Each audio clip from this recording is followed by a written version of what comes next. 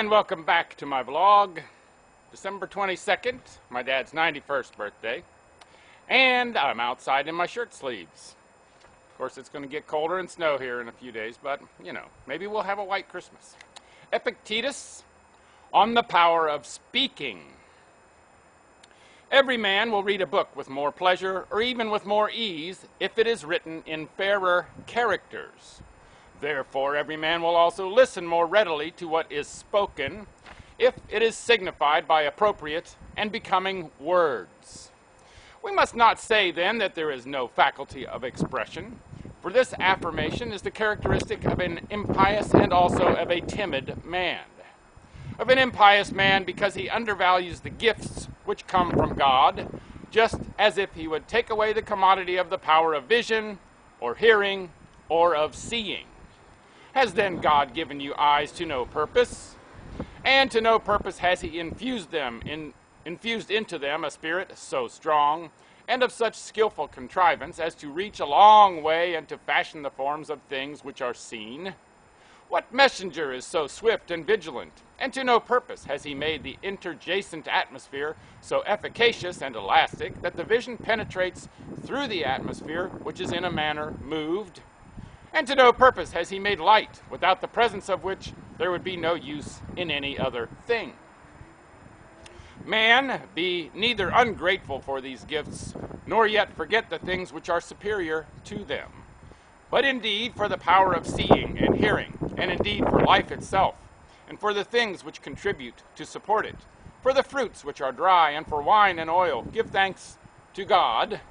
But remember that he has given you something else better than all these. I mean the power of using them, proving them, and estimating the value of each. For what is that which gives information about each of these powers? What each of them is worth? Is it each faculty itself? Did you ever hear the faculty of vision saying anything about itself? Or the faculty of hearing? Or wheat? Or barley, or a horse, or a dog? No, but they are appointed as ministers and slaves to serve the faculty which has the power of making use of the appearances of things. And if you inquire what is the value of each thing, of whom do you inquire? Who answers you? How then can any other faculty be more powerful than this, which uses the rest as ministers, and itself proves each and pronounces about them? For which of them knows what itself is, and what is its own value? Which of them knows when it ought to employ itself, and when not? What faculty is it which opens and closes the eyes, and turns them away from objects to which it ought not to apply them, and does apply them to other objects? Is it the faculty of vision? No, but it is the faculty of the will. What is that faculty which closes and opens the ears? What is that by which they are curious and inquisitive, or on the contrary, unmoved by what is said? Is it the faculty of hearing? It is no other than the faculty of the will.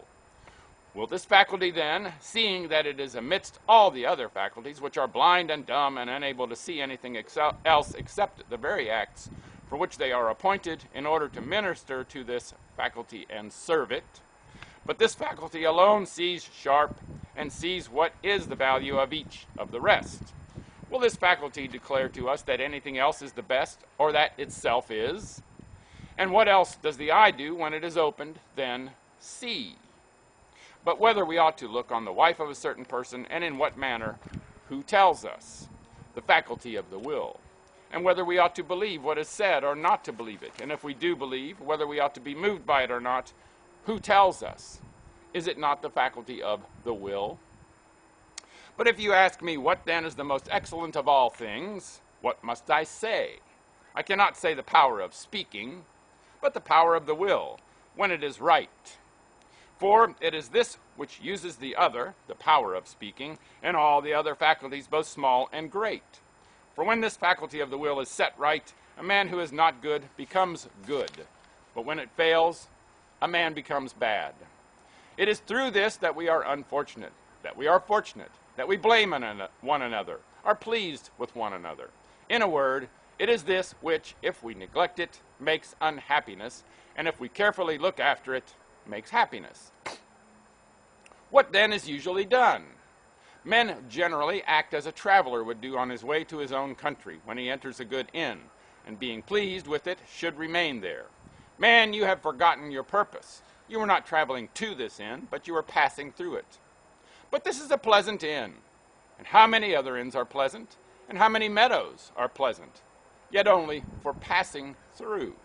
But your purpose is this, to return to your country, to relieve your kinsmen of anxiety, to discharge the duties of a citizen, to marry, to beget children, to fill the usual magistracies.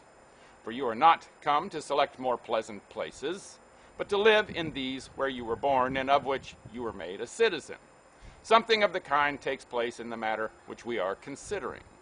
Since by the aid of speech and such communication as you receive here, you must advance to perfection and purge your will and correct the faculty which makes use of the appearances of things, and since it is necessary also for the teaching of theorems to be effected by a certain mode of expression and with a certain variety and sharpness, some persons captivated by these very things abide in them. One captivated by the expression, another by syllogisms, another again by sophisms, and still another by some other inn of the kind, and there they stay and waste away as they were among sirens.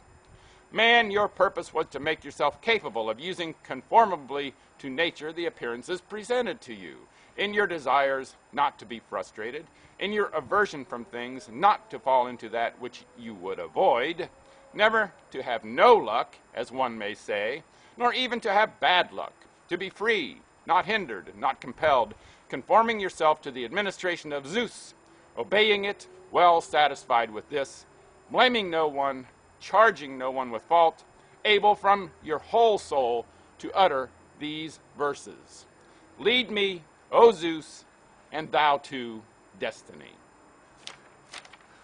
On the power of speaking, Epictetus. Make it a great day, and bye for now.